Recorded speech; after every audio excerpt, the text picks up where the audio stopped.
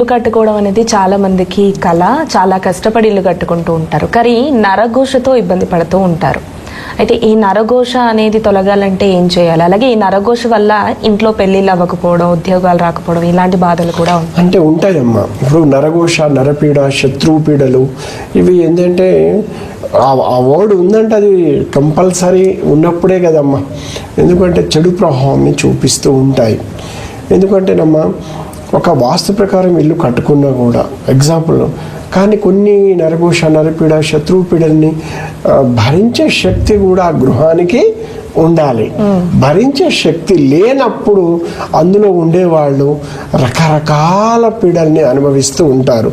పిల్లలు దేశ విదేశాల్లో ఉన్నా కూడా అక్కడ సెటిల్ అవ్వకపోవడము, అక్కడ నుంచి మానసికమైన బాధలు, అక్కడికి వెళ్ళి ఫైనాన్షియల్ బాధలు, డబ్బు సంపాదించడానికి వెళ్ళి రకరకాల బాధలు అనుభవిస్తూ ఉంటారమ్మ. అది ఇక్కడ ఉన్న ఇండ్లు మనకు నరఘోష, నరపీడ, శత్రుపీడతి లేనప్పుడు పిల్లలకు అక్కడ ఏ దేశంలో మన పిల్లలు ఉన్న వాళ్ళకు కూడా మంచి సత్ఫలితాలు ఇస్తాయన్నమాట. అందుకేనమ్మా నరఘోష, నరపీడ, శత్రువు పీడలతో మనం తట్టుకోవడము చాలా కష్టం అన్నమాట.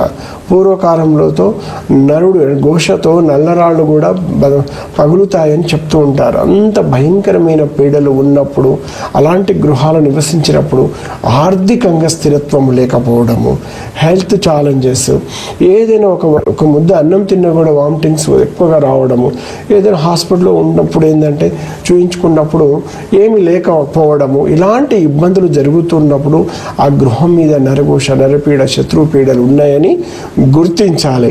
అలా ఉన్నప్పుడు మీరు ఎవ్వరు కూడా ఇబ్బంది పడాల్సిన అవసరం లేదు. ఎందుకంటే అష్టదిగ్బంధంలో పర్మనెంట్ నరఘోష, నరపీడ, శత్రువు పీడలు ఆ గృహం మీద ఏమి చేయకుండా కట్టడి చేస్తూ ఉంటామన్నమాట.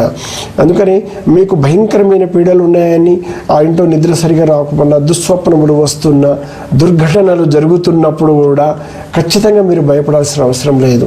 నేనున్నాను. ఎందుకంటే మీరు వాట్సాప్ ద్వారా కూడా మీరు సంప్రదించవచ్చు, ఆఫీస్కి వచ్చి సంప్రదించవచ్చు, మొబైల్లో సంప్రదించుకోవచ్చు. మీ సమస్యలు కూడా చక్కగా నేను మాట్లాడి ఆ దోషాన్ని గుర్తించి ఆ దోషాన్ని అష్టదిగ్బంధులతో కట్టడి చేసుకోవచ్చు.